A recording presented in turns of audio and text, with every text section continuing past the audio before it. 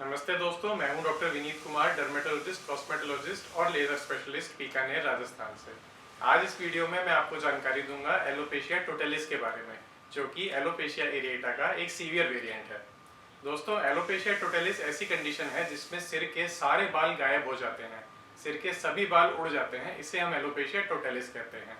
तो alopecia areata एक तरह की ऑटो इम्यून कंडीशन है, यानी कि इसमें आपके शरीर की इम्यूनिटी आपके बालों के अगेंस्ट एक्ट करने लगती है और इस वजह से शरीर के कुछ एरिया से आपके बाल झड़ जाते हैं। एलोपेशिया एरिएटा में आमतौर पर सिक्के के आकार में छोटे छोटे पैचेस में बाल पूरी तरह से गायब हो जाते हैं, लेकिन कुछ रेयर केसेस में, यानी कि 1% ऑफ एलोपेशिया एरिएटा के केसेस एलोपेशिया टोटलिस में भी कन्वर्ट हो सकते हैं, जिसमें कि सिर के बाल पूरी तरह से गायब हो जाते हैं।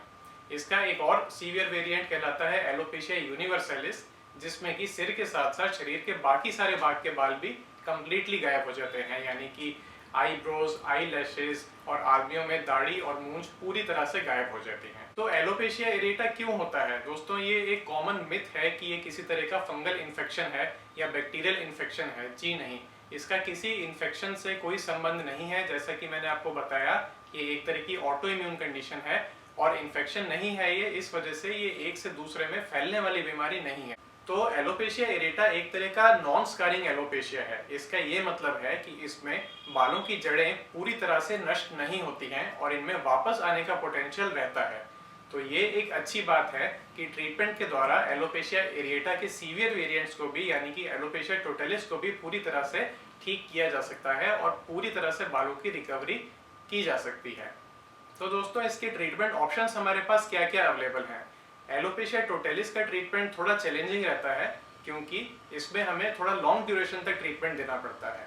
क्योंकि ये एक ऑटो इम्यून डिजीज है, तो इसमें हमें सिलेक्टिवली आपकी बॉडी की इम्यूनिटी को सप्रेस करना होता है। उसके लिए हम स्टेरॉइड्स का यूज कर सकते हैं। ट्रेडिशनली इसमें ओरल कॉर्टिकोस्टेरॉइड्स के साथ साथ टॉपिकल कॉर्टिकोस्टेरॉइड्स और इंजेक्शन फॉर्म में स्टेरॉइड्स का यूज किया जाता रहा है। इंट्रालीजनल स्टेरॉयड इंजेक्शन एलोपेशिया टोटलिस के ट्रीटमेंट में एक बहुत ही अच्छा ऑप्शन है, जिसमें कि स्टेरॉइड्स के सिस्टमिक साइड इफ़ेक्ट्स का भी कोई रिस्क नहीं रहता है।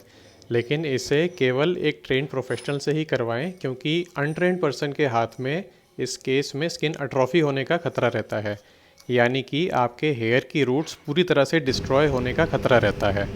इनिशियली जो हेयर आते हैं वो वाइट कलर के होते हैं, जो धीरे धीरे करके अपने आप ही थिकनेस भी गेन कर लेते हैं और कलर में भी ब्लैक हो जाते हैं। जैसा कि आप देख सकते हैं, एक सेशन के बाद में ही इस पेशेंट में काफ़ी अच्छी हेयर ग्रोथ नज़र आने लगी है। आजकल कई तरह के स्टेरॉइड स्पेयरिंग एजेंट्स भी अवेलेबल हैं। यदि पेशेंट को डायबिटीज़ है, हाइपरटेंशन है या और कोई कंडीशन है जिस वजह से वो स्टेरॉइड्स को टॉलरेट नहीं कर सकते हैं, तो उनमें हम एजाथायोप्रिन, साइक्लोस्पोरिन, मेथोट्रेक्सेट, इस तरह के स्टेरॉइड स्पेयरिंग एजेंट्स को भी यूज़ कर सकते हैं।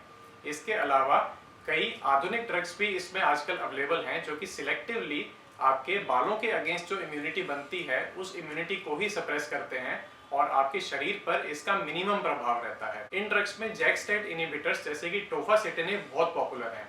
लेकिन दोस्तों, ये सभी ड्रग्स के कुछ साइड इफेक्ट हो सकते हैं, इसलिए इन्हें कभी भी खुद से लेने की गलती ना करें। इन्हें हमेशा आपके डॉक्टर की गाइडेंस में ही लें। चलिए, उम्मीद करते हैं इस वीडियो से आपको एलोपेशिया टोटलिस के बारे में कुछ जानकारी मिली होगी। एलोपेशिया एरिएटा के विषय में हमने पूरी डिटेल में एक सेपरेट वीडियो में डिस्कशन किया है, जिसका लिंक हम डिस्क्रिप्शन बॉक्स में भी प्रोवाइड कर रहे हैं। उम्मीद है ये वीडियो आपको पसंद आई होगी। यदि पसंद आई हो तो इसे लाइक करें, शेयर करें और हमारे चैनल को सब्सक्राइब करें। धन्यवाद।